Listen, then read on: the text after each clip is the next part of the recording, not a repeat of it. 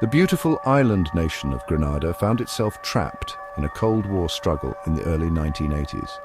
A Marxist-Leninist government, led by Maurice Bishop, came to power in 1979. This sparked concern in Washington. The US government feared the spread of communism in the Caribbean.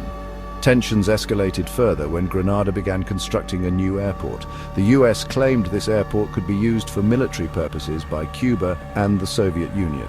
Internal strife within Grenada's government culminated in a coup d'etat.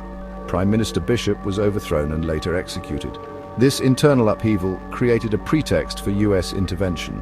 On October 25, 1983, the United States, joined by a small contingent of Caribbean forces, launched a military invasion of Grenada. This action, codenamed Operation Urgent Fury, was met with immediate controversy. The invasion was widely condemned as a violation of international law and a blatant act of aggression against a sovereign nation. The US government justified its actions, citing the need to protect American citizens in Grenada and prevent the island from becoming a Soviet-Cuban outpost. President Ronald Reagan defended the invasion, emphasizing several key justifications. First, he argued that the lives of American medical students on the island were in danger. Second, Reagan highlighted the chaotic situation in Grenada following the coup. He portrayed the island as descending into anarchy. This, he argued, necessitated intervention to restore order. Third, the Reagan administration pointed to the construction of the new airport. They claimed it was evidence of Grenada's intention to become a base for communist expansion in the region. These justifications, however, were met with skepticism by many in the international community. Critics argued that the number of American citizens on the island was relatively small. They questioned whether their safety was truly in jeopardy.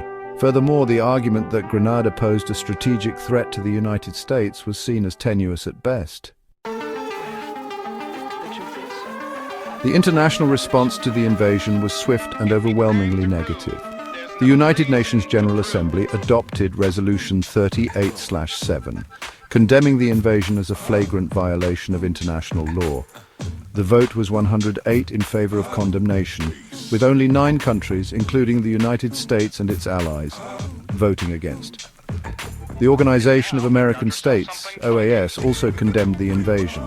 The invasion of Grenada raised serious concerns about the use of force in international relations. It highlighted the vulnerability of small states to the whims of powerful nations. Critics argued that the invasion set a dangerous precedent. It allowed powerful countries to intervene militarily in the affairs of weaker ones under flimsy pretexts.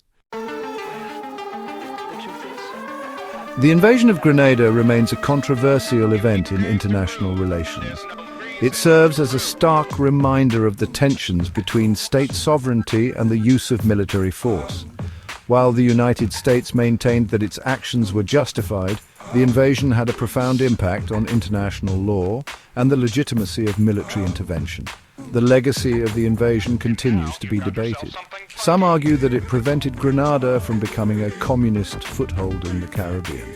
Others contend that it was an unnecessary act of aggression that undermined international law and sowed distrust towards the United States.